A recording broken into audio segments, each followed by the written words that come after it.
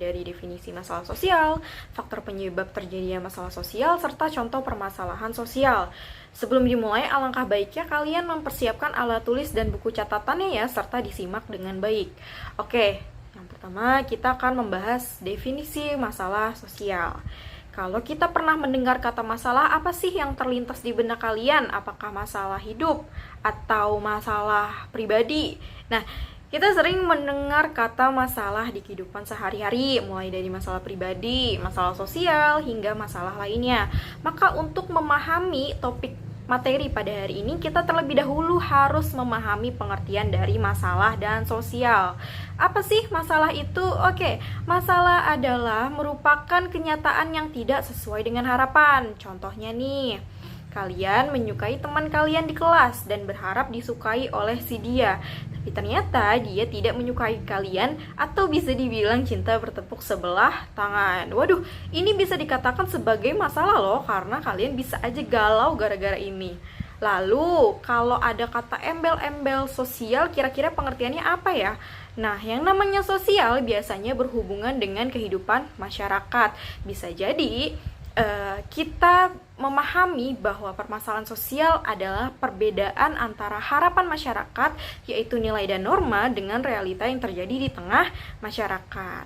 Nah, menurut seorang ahli sosiologi, Surjono Sukanto, dalam bukunya yaitu Sosiologi Suatu Pengantar, menjelaskan bahwa masalah sosial merupakan suatu ketidaksesuaian antara unsur-unsur kebudayaan atau masyarakat yang membahayakan kehidupan kelompok sosial.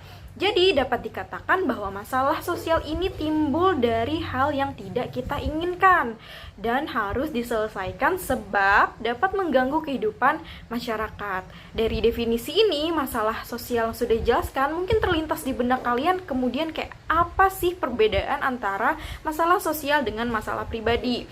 Nah, jika masalah pribadi ini timbul dari pribadi seorang individu yang dampaknya hanya memengaruhi kehidupan si individu tersebut, serta orang-orang yang di sekitar dengan maksud dalam lingkup yang lebih kecil, kemudian kita dapat memahami bahwa masalah sosial dapat memengaruhi seluruh lapisan masyarakat dengan berbagai ras, agama, budaya dalam arti yang lingkup yang lebih besar.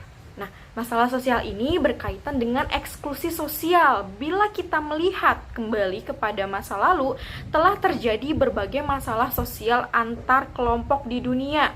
Hal ini dapat berpotensi meningkat karena masyarakat tersebut terdiri dari berbagai kelompok yang berbeda-beda, yang masing-masing memiliki visi dan harapannya masing-masing.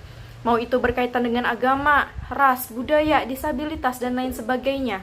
Biasanya pada masalah sosial tersebut ada golongan yang lebih ditekan. Dengan kata lain, ada golongan yang hak-haknya dibatasi atau direnggus, atau istilahnya didiskriminasi. Nah, ini yang disebut dengan efek dari masalah sosial. Kita lanjut kepada faktor penyebab masalah sosial. Oke, kita kemudian memahami ya tadi bahwa masalah sosial itu berkaitan dengan realita atau harapan masyarakat yang tidak sesuai dengan keadaan di masyarakat. Yang pertama ada faktor ekonomi. Faktor ekonomi merupakan faktor terbesar penyebab masalah sosial. Jadi, ketidakmampuan individu atau kelompok untuk mencukupi kebutuhan hidupnya serta layak khususnya secara materi. Nah, masalah sosial ini adalah masalah serius yang dihadapi oleh masyarakat. Dalam hal ini, kehadiran pemerintah untuk mengatasi masalah ekonomi sangat banget diharapkan oleh masyarakat. Sebenarnya masalah ekonomi ini tidak hanya dipandang suatu kondisi kekurangan dalam mencukupi kebutuhan secara ekonomi, tetapi juga dalam pengaturan distribusi, produksi, serta memengaruhi kondisi ekonomi bangsa yang pada akhirnya akan berimbas pada kesejahteraan masyarakat yang adil dan merata. Contohnya ada kemiskinan, kriminalitas, kesenjangan sosial, pengangguran, dan lain sebagainya. Kemudian nomor 2 adalah faktor budaya. Nah, masalah sosial yang disebabkan oleh faktor budaya ini dipicu karena adanya ketidaksesuaian pelaksanaan norma nilai dan kepentingan sosial pada pola masyarakat yang heterogen atau multikultural. Contohnya ada kenakalan remaja, ada konflik antar suku, diskriminasi gender, pernikahan dini, dan perceraian, serta eksploitasi lingkungan dan lain sebagainya. Kebudayaan ini yang semakin berkembang akan memiliki peran terhadap timbulnya masalah sosial. Kebiasaan suka menerobos, tidak berperilaku disiplin, terus juga nggak taat aturan menjadikan tumbuhnya kebiasaan yang mendarah daging dan pada akhirnya akan menjadi budaya yang tidak kita harapkan.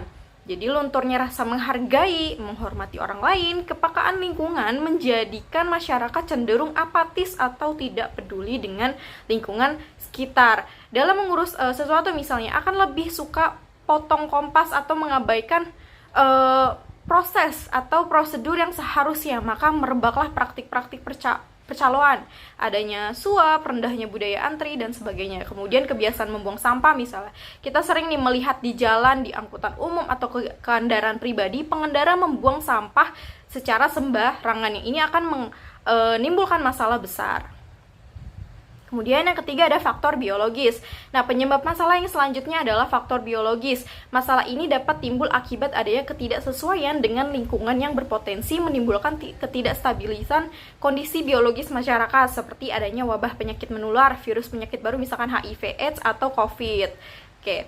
Kemudian ada faktor psikologis. Nah, faktor ini berhubungan dengan masalah pola pikir masyarakat pribadi atau bersinggungan dengan tatanan kehidupan sosial. Misalnya ada aliran sesat, kayak aliran Ahmadiyah, aliran yang menyimpang dari ajaran agama, serta munculnya raja-raja palsu. Kemudian kita bisa mengetahui nih contoh-contoh permasalahan sosial di kehidupan sehari-hari. Misalnya tadi sudah disebutkan adanya kemiskinan, kriminalitas, seperti pencurian, dan sebagainya.